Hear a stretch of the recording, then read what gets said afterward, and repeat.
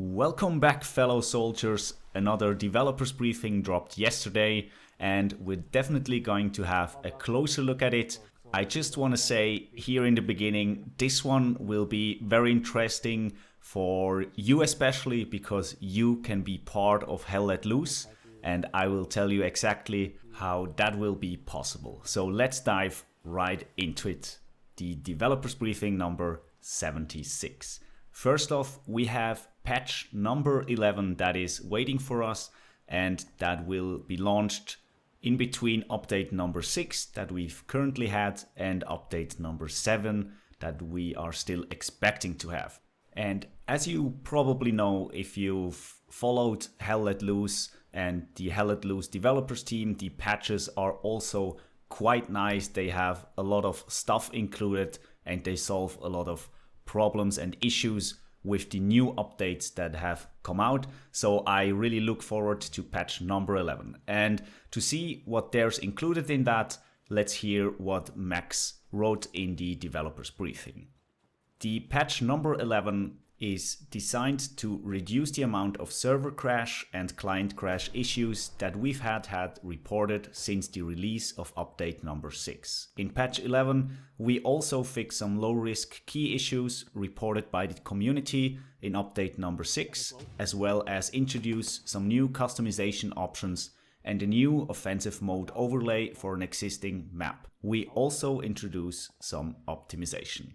So you can see the patch is also very promising and will bring some very nice new things to us, especially the customization options that will be very interesting, and of course the crash fixing that is still taking part by the developers team, and I will have another talk about this topic later this developers briefing. Next up is some information about update number 7, and the devs are here writing to us that things are full steam ahead as they work on update number 7, and it is supposed to be a beast of an update and one that they are incredibly excited to release as they write. And I think if we look back at all the updates that we've gotten, especially update number 6 now that came out just recently, we know that the devs include just a massive amount of new stuff in the updates, and it's always pure joy when a new update launches, and I think we can definitely expect that also from update number 7.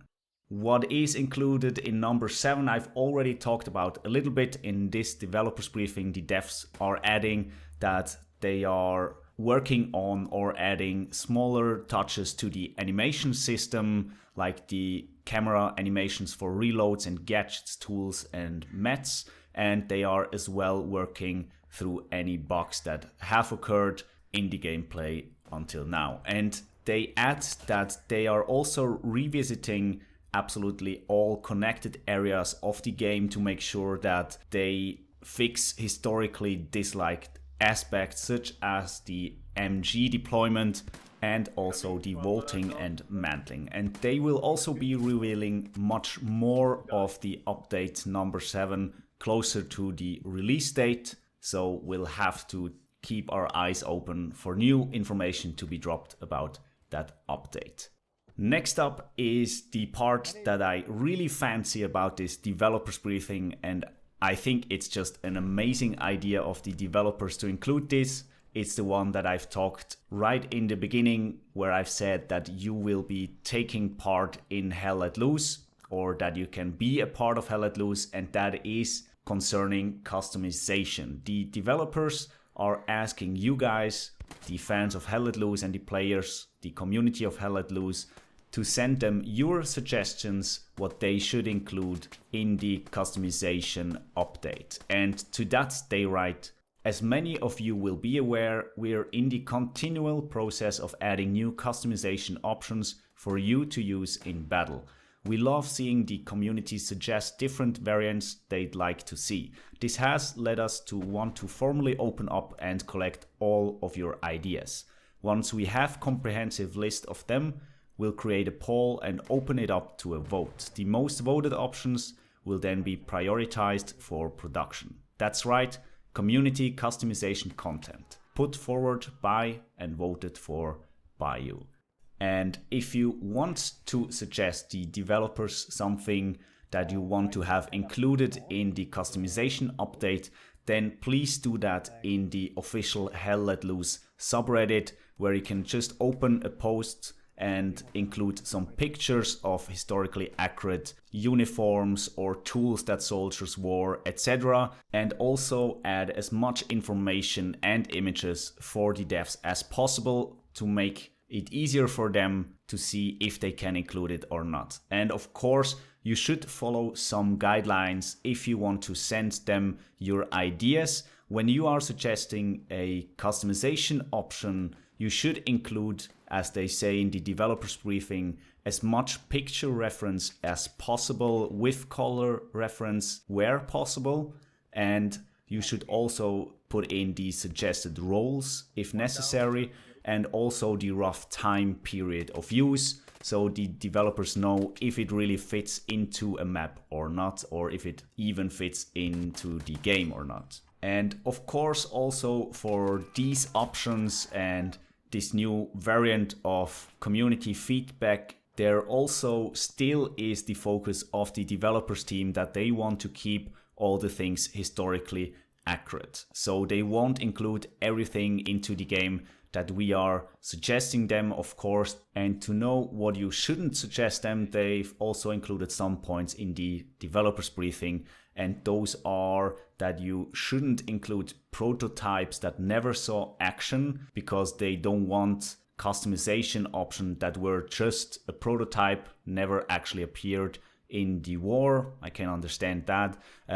Also, you shouldn't send them uniforms or helmets that were never used during the war itself, and for that they've also included a time frame, so the customization options need to have been in use during the time period of 1st of September 1939 to 2nd of September 1945. So have a look at the time span where your desired object has been in use, if it has been in use. And the last point is that they don't want to include uniforms or helmets that would be considered highly improbable to see on the battlefield. So they don't want you to send them a uniform that is worn as a parade uniform, for example. Even though the parade uniform probably has been used during wartime, but of course you've never saw one of them on the battlefield, and that wouldn't really push the realism in this game. Now, getting to the end of yesterday's developers briefing, one last thing is the server crashes that I wanted to talk about and that the devs also wanted to talk about.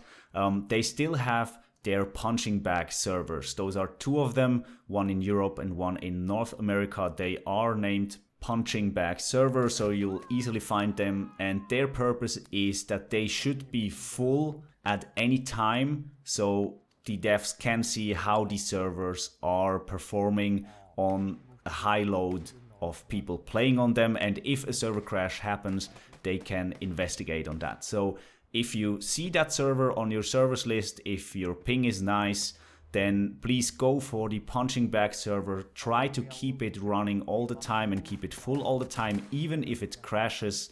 Rejoin and try to play on it. That will just help the developers to investigate the problem that they currently face with the server crashes. Now, that's been it for this week's developers briefing. I hope you enjoyed the content. If you did so, please leave a like and subscribe to the channel, and I'm pretty sure we're gonna see each other on the battlefield.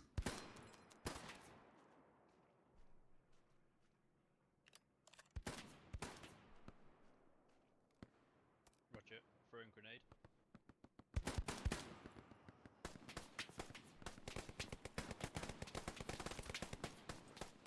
Get one down.